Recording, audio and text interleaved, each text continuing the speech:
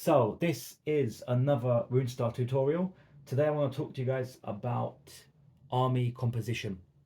Now in Runestar there are four different types of units. There are core units, auxilia units, elite units and bestiary monsters.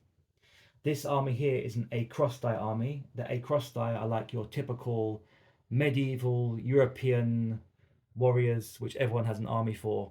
That's why they are the kind of one of the flagship armies for Runestar. I'm now going to talk you through this army to say which units are which and give you a bit more detail. So with the acrosti, we've got some medium cavalry here who are core, crossbowmen who are core, light infantry who are core, more crossbowmen who are core, a unit of heavy cavalry who are core. Now, most armies, heavy cavalry would be elites, but for acrosti, they're quite common because most of the nobles and wealthy warriors, they want to fight on horseback in full armor in the acrosti style. So core units, you can have an unlimited number of them, and they consist of between 2 and 6 ranks. So this unit of medium cavalry who are core, with cavalry, every 4 men is a rank. So they have to consist of at least 8 men and a maximum of 24. With infantry, every 5 men is a rank. So this unit of crossbowmen have to be between 10 and 30. So core units have as many as you want, but they're between 2 and 6 ranks. So you can't just have like a small unit of 5 spearmen or whatever. The one exception to the rule is that your missile men, such as these crossbows, can only make up half of your army. So you count the total number of units you've got. I've got 1, 2, 3, 4, 5, 6, 7, 8. So I can only have up to 4 units of crossbowmen in this army. So a missile man is defined as someone with a range of 12 inches or more. So there is a limitation on your missile troops across all the different unit types. But other than that, core is unlimited. Next, we have Auxilia. Now these tower guard here are an Auxilia unit, and these House Templars at the back, they are also an Auxilia unit. Now Auxilia doesn't necessarily mean they're good, it doesn't necessarily mean they're bad, it just means that they're a rare unit. So you can only have one of each Auxilia unit. So you couldn't have 2 units of tower guard, you couldn't have 2 units of House Templars, only one of each.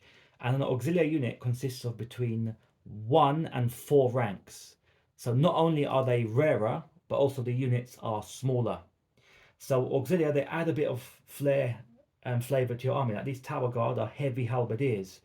Now a crosstie struggle with heavy infantry. They don't. No one wants to fight on foot who has the money to not avoid it. So it's quite rare to have heavily armoured infantry. So they fulfil a role. House Templars are in the core rulebook one of the best units of shock cavalry.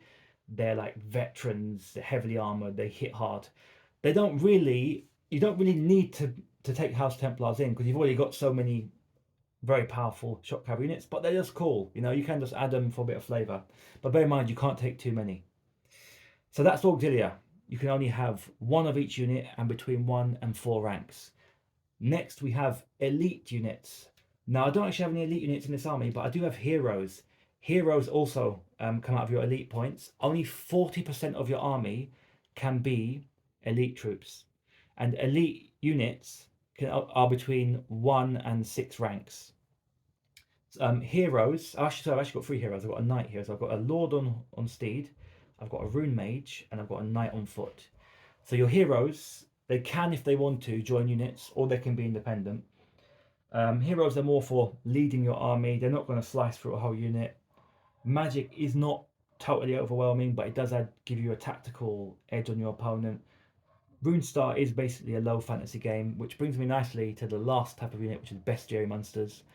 Only 10% of your army can consist of Bestiary monsters. So that's a Clawgriff at the back. And monsters, they're not going to win you the game. You know, you don't have enough of them to.